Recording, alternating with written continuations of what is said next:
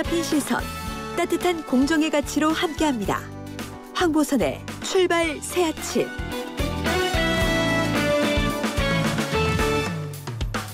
네, 황보선의 출발 새 아침 2부입니다. 더불어민주당의 양강 대권 주자인 이재명 경기지사 측과 이낙연 전 대표 측의 공방전이 연일 뜨겁습니다.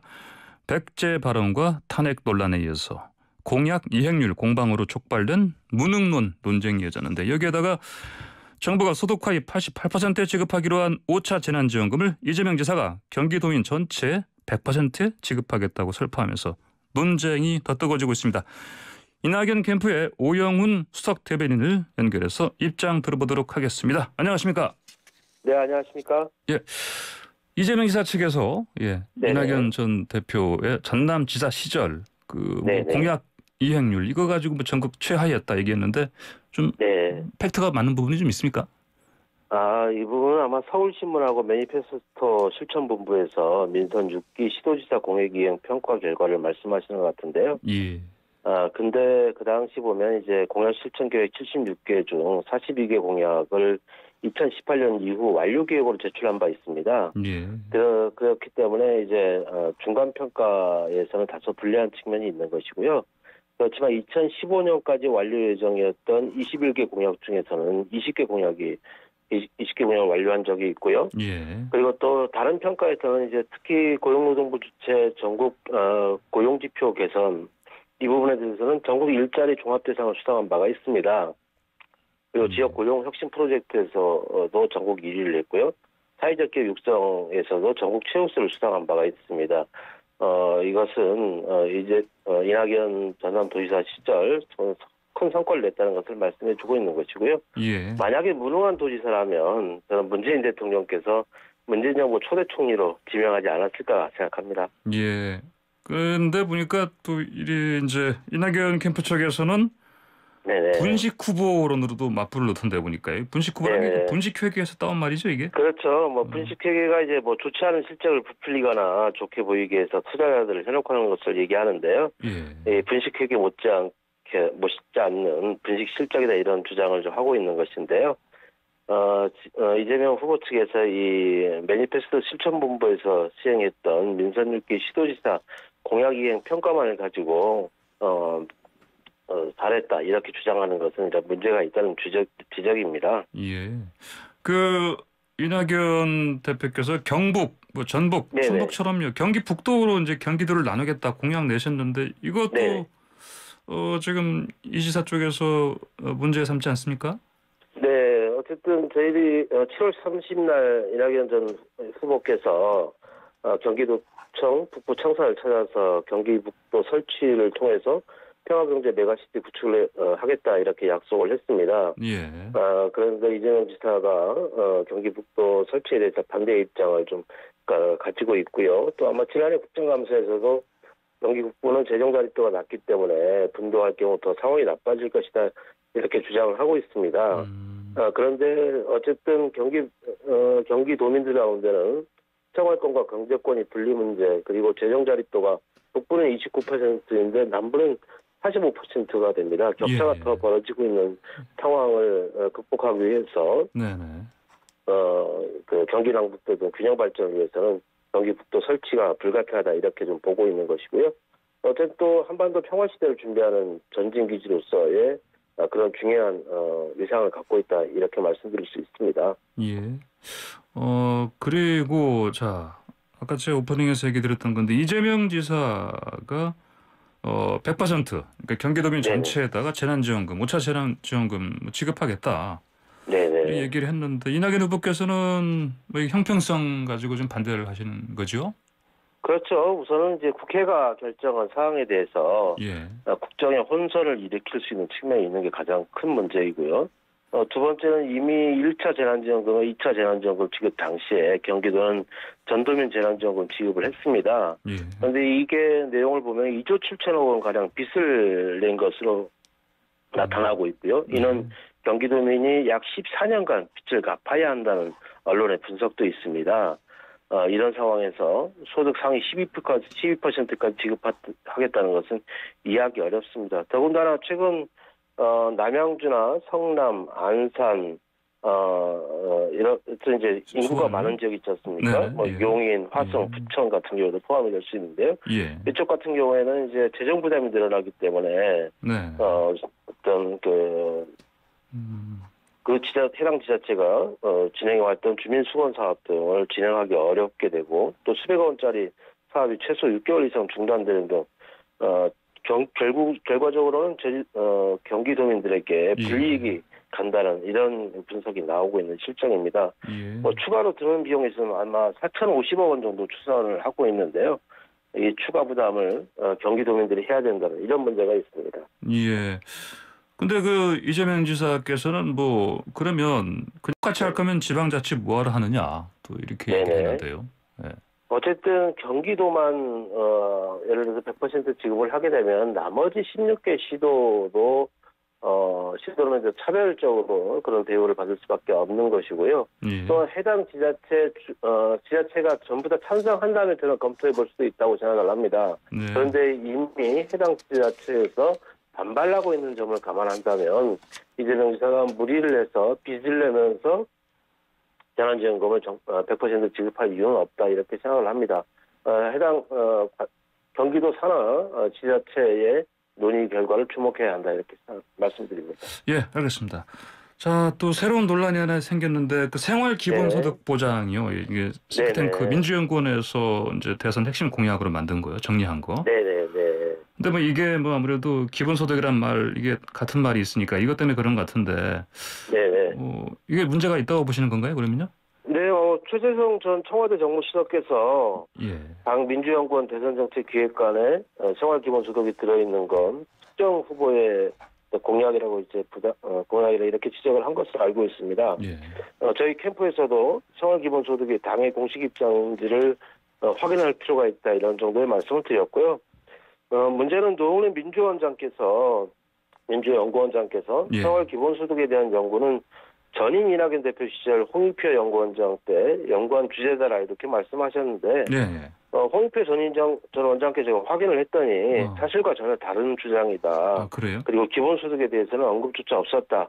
이렇게 말씀을 하시고 계시거든요. 예. 당 지도부 일원이 좀 공정성 시비가 일어나지 않도록 좀 신중을 기해야 한다 이렇게 봅니다. 그러니까 홍익표 전 원장 시절에 이게 만들어진 게 아니다. 네네네, 그렇죠. 그렇게 말씀하셨습니까? 홍익표 원장께서는 신복지 체계에 대한 구상을 한 것이고요. 신복지 체계는 문재인 정부가 추진해왔던 복지국가 정책에 걸맞는 그런 정책들을 구상해 온 것이고, 그리고 기본소득에 대해서는 본인이 재임 시절에는 연구한 적이 없다라고 분명히 말씀하시고 계시고요. 아마 홍익표 전 원장의 페이스북에도 관련 내용을 게시한 것으로 알고 있습니다. 근데 그러면 노웅래 민주연구원장께서 왜 이렇게 사실이 아닌 얘기를 했을까요? 저는 좀 사실 확인이 좀 필요하다고 보이고요. 홍익표 원장의 이야기도 좀 직접 경청을 했으면 하는 생각입니다. 그렇습니까? 알겠습니다. 네. 그리고 또 이 말이 또 새로 유행인데 이심송심이요. 글쎄요, 이심이라는 말이 이낙연의 마음인지 이재명의 마음인지 판단하기 어렵게 만드는 그렇게 선거를 관리해야 한다 생각을 합니다.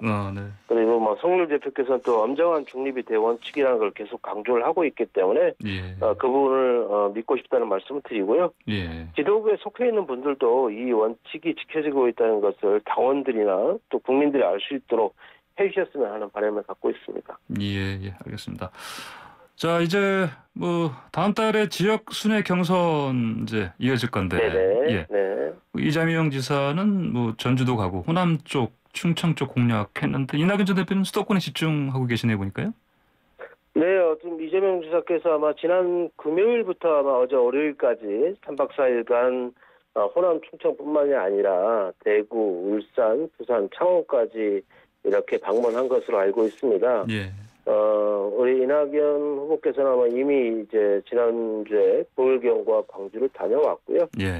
그리고 최근에는 이제 수도권, 경기, 인천, 서울에 좀 집중을 하고 있습니다. 알겠습니다. 그리고 이 경선이 근데 끝나면요. 지금 네거티브 서로 이제 너무 지나치게 네. 뭐 흑색선전이라든지 이런 것 때문에 싸우는 이런 부분 때문에 이제 원팀으로 가자. 그래서 원팀 협약식도 했는데 이게 지금 혹시 별 소용없는 상황 아닙니까 이거? 협약식까지? 저는 꼭 그렇게 보지는 않고요. 예. 어쨌든 검증 절차를 제대로 거치는 게 본선에서 이길 수 있는 후보를 선출하는 본선 경쟁력을 확인하는 과정이라고 생각을 합니다. 네. 물론 이제 원팀 협약식을 통해서 공정 경쟁을 다짐했습니다만은 정책과 검증에 있어서는 분명하게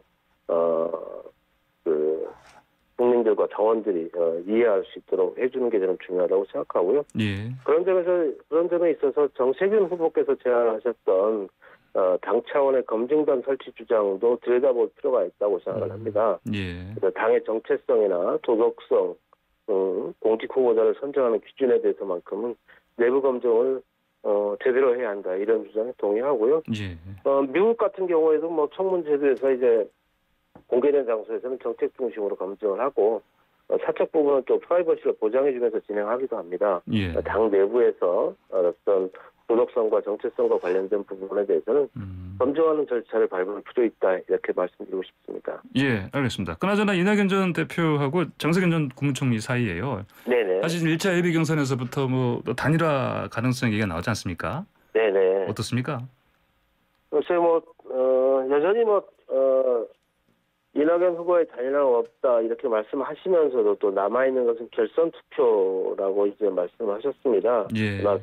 정세균 후보 쪽에서 결선 투표 자체가 저는 후보 단일화의 과정이라고 생각을 하고요. 예.